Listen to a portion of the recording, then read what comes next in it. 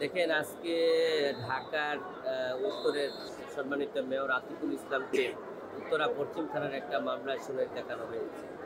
যে এই মামলায় কে বাদী কে ভিকটিম আমরা নিজেরাও জানি না, এবং আজকের যে আসামি মেয়র আতিকুল ইসলাম উনি নিজেও জানেন না।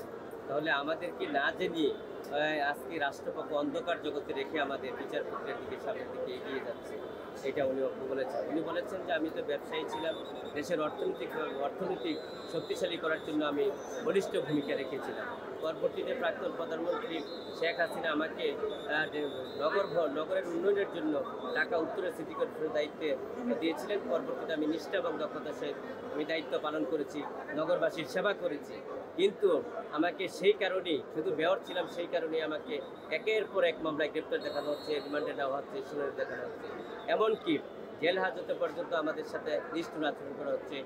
বান্ডেল থাকলে প্রতি সেনমানিতে টাকা বাঁচবে। বিকাশ সেনমানি বান্ডেল কিনে জিতুন প্রতি লেনদেনে। অমানবিক আচরণ করা হয়েছে। উনি বলেছেন যদি ন্যায় বিচার পান তাহলে সমস্ত মামলায় উনি বেতন খালাস পাবেন বলে উনি সেটা মনে করেন। কিন্তু আমরা বর্তমান বিশেষ করে আমরা ন্যায় আইনি শাসন প্রতিষ্ঠিত হবে কিনা, ন্যায় বিচার উনি পাবেন কিনা, এই বিষয়ে উনি সন্দেহ প্রকাশ করেছেন।